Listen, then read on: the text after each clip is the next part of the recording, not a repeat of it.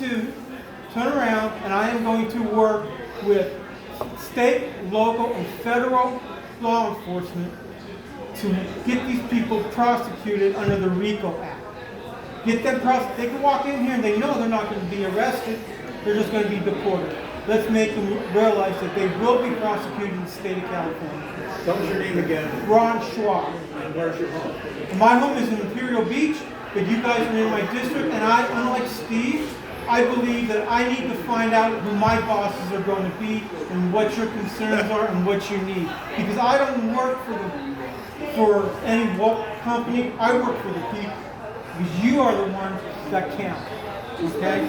I'm going to work to strengthen Proposition 36 to help our law enforcement and prosecutors prosecute these criminals.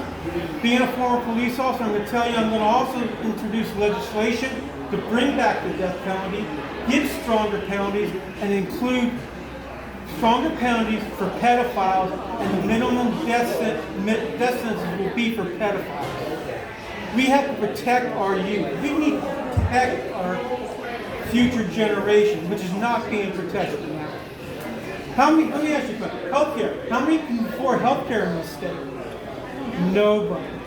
Okay? Okay.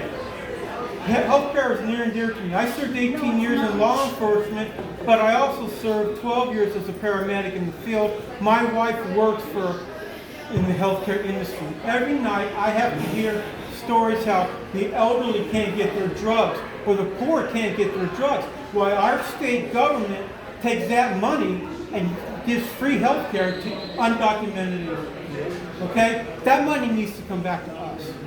Okay?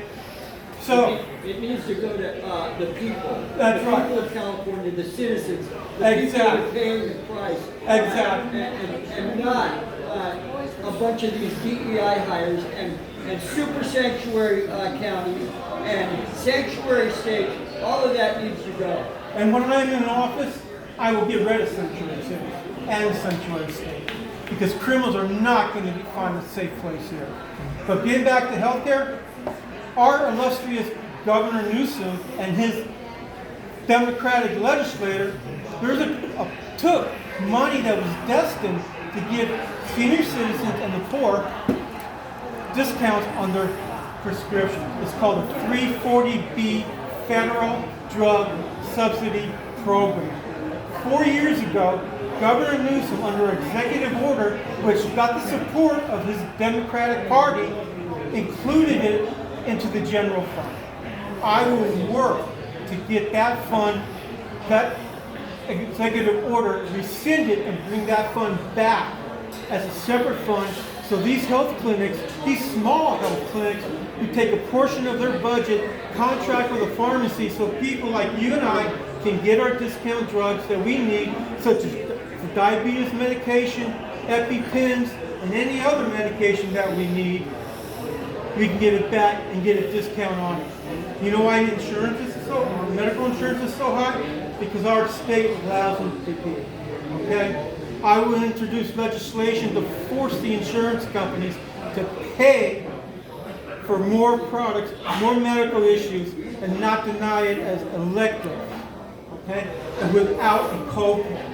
There should not be any more money coming out of your pocket. You pay a higher premium than you need to be. Let the insurance companies fit the bill. Anybody here know about Medi-Cal? Medi-Cal? Medi-Cal is a free medical service supposed to be for the citizens of the state of California. Okay? And it's paid by tax dollars. Do you realize that we have people come from different states, from different countries like Canada and Mexico, that dip into that program, and they didn't pay a dime to contribute? I will introduce legislation that will require them to pay money into that system up to a certain percentage before they can get in there to dip into that program. That program is made for the citizens of the state of California, American citizens, not people who didn't contribute. The free ride is over. When I'm in Sacramento, it's not a free ride for these people. They're going to have to pay their just dues. What about education? Anybody know about AB 469? You knew about 469? It's a requirement by the state of California that parents must submit a financial statement of their income before kids can graduate from high school. If without that, you do not get your degree, you want to go in the military requires a degree. You can't get your degree, you can't join the military. You cannot become a productive member of society. AB 461. When I'm in office, I'm going to repeal the teaching of critical race theory. There's no need for that. Okay?